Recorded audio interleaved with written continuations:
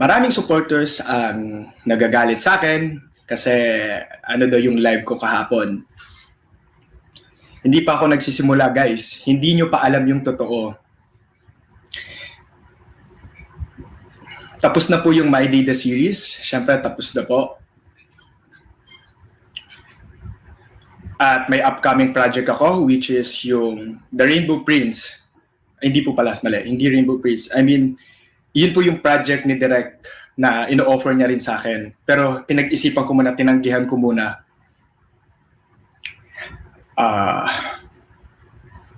Si Direk po ang humahawak ng Oxen Films. Siya po yung may-ari. Siya po yung director ng My Day the series. Siya po ang dahilan kung bakit magandang My Day the series. Pero wag po nating kalimutan yung mga tao pong na nagtrabaho sa likod ng camera. Hindi lang po si Direk yon. Yung Peps, sila Sir Carlo, sila Miss Marian, sila Sir Bing, Sir James, Sir Amir, marami nagsakripisyo sa project na to. Kasi ang intention natin, hindi lang para kumita ng pera. Kasi guys, alam yan nila Gio, alam yan ng mga cast, alam yan ng ni Miko Gallardo, na kung magkano yung talent fee namin, hindi kami yung pang-artistang pangmalakihan. Alam nyo, lahat kayo, kung ano yung ginagawa ko. Self-support akong tao, nagtitinda ako ng kahit ano, insurance, sabon, vitamin C, lahat. Beauty products, binibenta ko. At alam nyo kung gaano lang ako kasimpleng tao. Ayokong manira ng tao kasi unang-una, anong mapapala ko? Wala akong mapapala kasi alam ko mapapahamak yung pangalan ko dito. Pero hindi ko kaya na manahimik, matulog na lang na parang walang nangyari kasi nabully na ako dati pa. Kung ano yung comment ko sa What is BL, dun ako nabash. Sabi ko hindi ako pwedeng manahimik lang. Hindi ako pwedeng manahimik na parang sasabihin ko lang na okay lang na agnabiyahin niyo ako. Sasabihin mo sa akin na pinablatter mo ako. Okay. Pinablatter daw po ako ni Direk. Pinablatter daw po niya ako kanina. So may proof po ako. Siyan, madami akong proof. Tahimik lang ako. Ayoko maglabas pero kinausap kita. Nagmakaawa ako sa iyo na kung pwede mag-usap tayo. Ano yung pag-uusapan natin? Ano nga ba yung pag-uusapan natin? Alam natin na ang pinag-uusapan natin dito yung kita ng My Day the series. Ano nga ba yung kita ng My Day the series? Labas ako dito. Totoo, labas ako dito. Tinatanong kung bakit ako pinablatter because of my live last night. Kasi ang yabang ko nga daw, ang laki daw ng ulo ko. Wala daw akong utang na loob. Hindi ko alam saan ako magsisimula pero walang script to. Hindi na to My Day the series. Stop na natin yung pagiging showbiz kasi ako lang to. Ngayon, sa 510 viewers na nanonood, hindi ko kayo sinasabihan na maniwala sa akin, makinig. Alam niyo ang tama't mali, lalabas na lalabas yung katotohanan.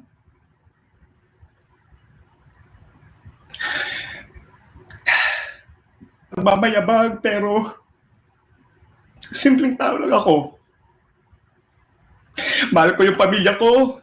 Businessman ako, ginagawa ko yung lahat ng makakaya ko just to provide for my family.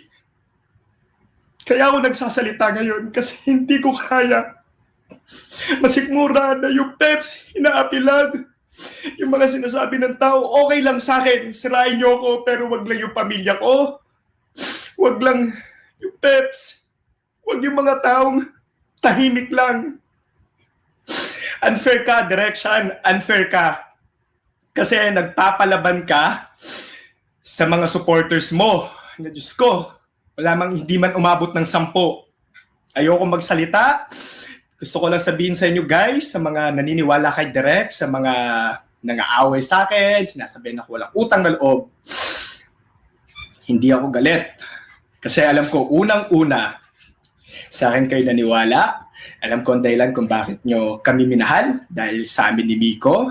Alam ko kung sino nakipag-usap sa inyo, sila Sir Carlo. Si Sir Carlo ang talagang masipag na makipag-usap sa lahat ng supporters. At alam na alam nyo na ayokong sabihin ng fans. Hindi ko kayo tinuturing na fans. Yung aking finities na mga naniwala sa akin, mga taong hindi ako inusgahan. Sabi ko sa inyo, Direk, magkasuhan tayo. Sige, harapin kita. Harapin kita, Sean. Hindi ako uurong sa'yo. Hindi kita uurungan. Ngayon mo ako subukan. Kasi confident ako. Alam mo na naging mabait ako sa'yo, sa inyong lahat. Alam nila Miko yan. Alam na mga cast yan. Hindi ko kailangan mangdamay kasi alam nila kung ano yung ugali ko. Alam ni Gio yan. Kung sino yung nag-offer sa akin, nung time na hindi pa namin ginagawa yung My Day The Series, nag-offer sa akin ang isang network. Alam nila Sir Carlo yan. Even Miko Gallardo, alam niya yan. Kaya kung sasabihin nyo na mukha akong pera, sige, mukha akong pera, sige. Sabihin nyo wala akong utang na loob, sige. Sabihin nyo yan, okay lang sa akin. Sabihin nyo na ang lakas ng loob kong gawin to, wala akong utang na loob, ang kapal ng mukha ko. Pero guys, isipin nyo, may nag-offer sa akin na project, tinanggihan ko kasi si Direk naniwala siya sa akin, sila Sir Carlo naniwala sa akin. Pero ang nasa isip ko at that time, sila Sir Carlo, Direk Sean ang naniwala sa akin, nakinig sa akin, na akong katalent-talent, hindi ako marunong umiyak. Alam ni Direk, yung kwento ko, totoong buhay ko. Alam ko kung bakit ako mahal na mahal ni Direk. Alam ko kung bakit ganyan siya sa akin. Alam ko kung bakit ganyan. Kasi alam niya, naging mabait ako sa kanya.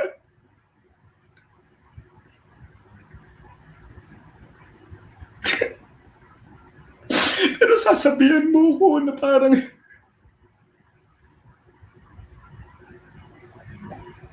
hindi na tama to.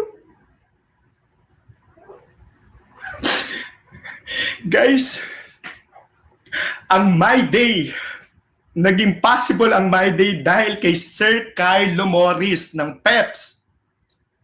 Behind that Peps, nandiyan si Sir Bing, Miss Mayan, Sir James, kay Oxen Films. Alam yan nila. Yung mga cameraman niya na hinahire, si Direk, si Kuya Andrew. Huwag tayong maglokohan. Gagawin niyo akong masamang tao? Sige, gawin niyo akong masamang tao. Pero putang ina, hindi ako mananahimik, hindi ako susuko. Nasabihin sa inyo yung totoo. Sean, marami akong alam na baho mo. Marami kang alam na baho ko. Maglabasan tayo. Pero hindi mo matatanggi yung mga mabuting nagawa mo. Hindi ko matatanggi yun at hindi mo rin matatanggi yung magandang nagawa ko sa buhay mo. Yung mga panahon na walang naniniwala sa'yo, walang nakikipag-usap sa'yo.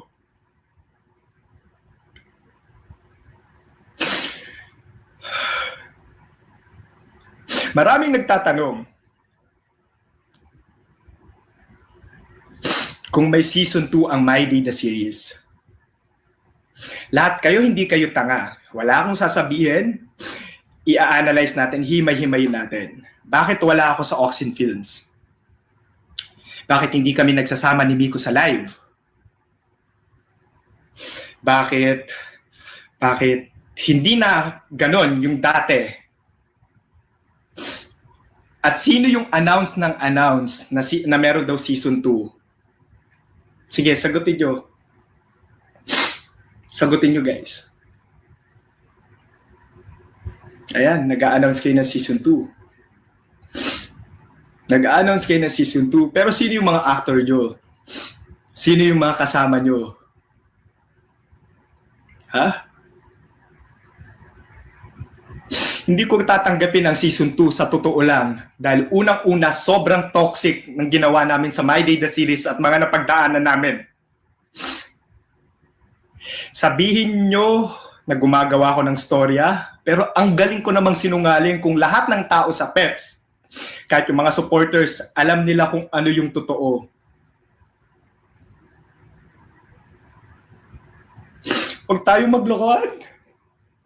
Kasi siya, alam mo, isang sabi ko lang dito sa video to, sirang-sira ka. Kaya kitang sirain. Sasabihin mo sa akin kanina na kakasuhan mo ko, okay? Pinablatter mo na ako. Sige. Ako pa yung tinakot mo. Ako pa yung tinakot mo. Ngayon mo pa ako tinakot. Guys, wala na pong season 2. Ako na pong nag-a-announce. Ayaw man sabihin nila Sir Carlo, ayaw man sabihin nila Direk, wala na pong season 2. Ako na nag-a-announce kasi hindi ko tatanggapin kahit offer man nila ako ng magkano. Kasi unang-una, napaka-toxic. Anong rason? Bakit kami humiwalay sa Oxin Films? Si Peps, unang-una, bago nagsimula si Sean, sino ba ang naniwala sa kanya? Bago pa ako na-discover, bakit pa naging possible si My Day the Series? Guys, alam nating lahat na Oxin Films at Peps ang magka-partner. Ngayon, sasabihin nyo sa akin na ba't hindi ko tatanggapin yung offer? Unang-una, si Miko Gallardo, hindi rin sigurado. Kasi si Miko Gallardo may ibang management. Wala tayong karapatan. Hindi ko kayang pilitin yung mga bagay na sa kagustuhan nyo lang, guys. Guys, wala akong pinipiling trabaho kahit ano tatanggapin ko.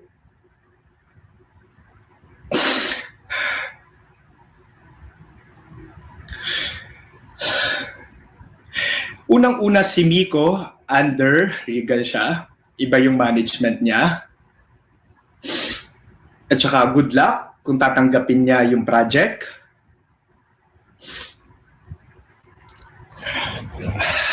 Ayan, Direk. Natutuwa ka kasi may 3-5 nagtatanggol sa'yo. Oxin lang malakas. Talagang Oxin lang malakas kasi Oxin ang pinakamagandang gumawa ng BL sa kasaysayan ng Philippines. Ano ba? Huwag tayong maglokohan. Pero guys, isa sa rason kung bakit naging possible ang My Day the Series dahil sa Peps. Clarify natin yan. Clarify natin yan. Alam ng mga tao, yan si Bash. Ano ba yan si Bash? YouTuber yan si Bash. Bago pa ako nakilala ni Bash, hindi pa siya member ng aking Tinities. Hindi pa siya supporter ko or ng My Day the Series. YouTuber na yan, nanonood na yun ng BL. Napanood niyo yung BL. Alam ng mga reactors kung ano yung totoo. Ano yung totoo. Huwag niyo